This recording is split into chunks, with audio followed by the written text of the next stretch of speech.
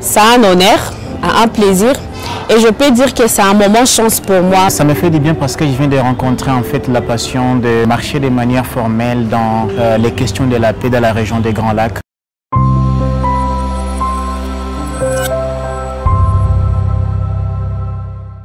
À Bukavu, au cœur de la région du Grand Lac, une nouvelle génération de jeunes s'engage pour bâtir la paix. Du 14 au 16 août 2025, l'ONG Action pour la paix et la Concorde, la PCASBL, a organisé un atelier de mise à niveau pour renforcer le leadership de jeunes Peace Fellows. Soutenu par Interpeace et la direction suisse du développement et de la coopération DDC, ces programmes visent à consolider la paix dans les Grands Lacs à travers les dialogues transfrontaliers et le renforcement des capacités des jeunes. La sensibilité au genre, c'est pratiquement la même chose que la sensibilité au conflit.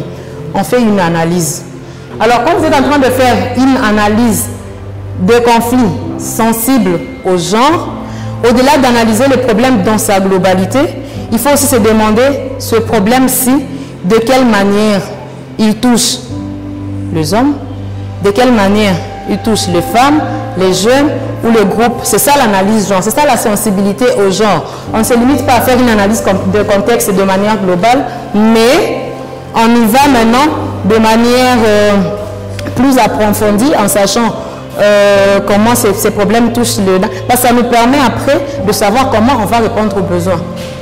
Pendant ces quelques jours, les participants ont été formés aux techniques de transformation du conflit, à la facilitation du dialogue, à l'approche genre et à la cohésion sociale. Des anciens Peace Fellows ont accompagné les nouveaux dans leur intégration. Les jeunes Peace Fellows, c'est d'abord un mot anglais, peace que nous comprenons tous, fellow qui vient du mot following.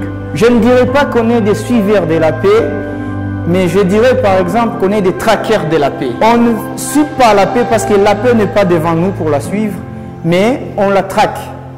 Si vous vous rappelez de ce qu'avait commencé par dire le professeur Doudou, il a parlé de l'émancipation des jeunes, de leadership des jeunes. Ça veut dire qu'en devenant leader, on sera à mesure de comprendre où ça va mal dans la région et comment faire en tant que leader pour que ça aille mieux demain. Depuis quelques 2 ans, on est dans ce programme. On a fait beaucoup de réalisations. Madame Ladej vient d'expliquer.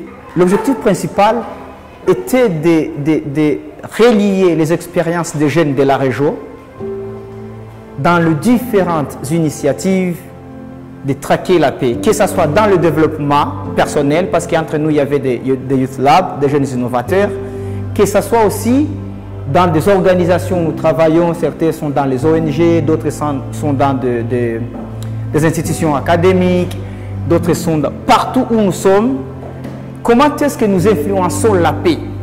C'est un honneur, un plaisir, et je peux dire que c'est un moment de chance pour moi parce que bon, je voyais les Peace Fellows, j'avais participé dans certaines de leurs activités.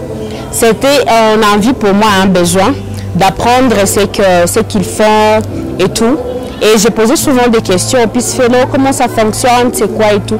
Et dès qu'on me parlait de ça, je comprenais que si j'avais cette chance d'en faire partie, ça serait un honneur et un pas de plus dans ma lutte.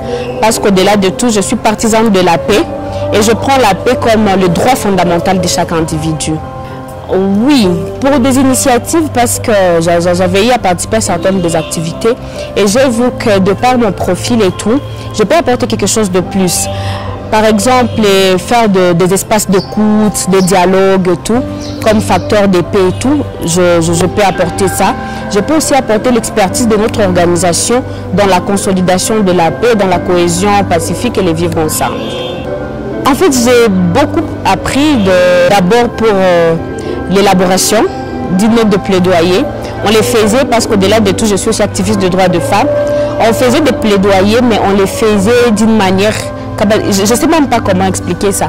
C'était comme des amateurs en fait.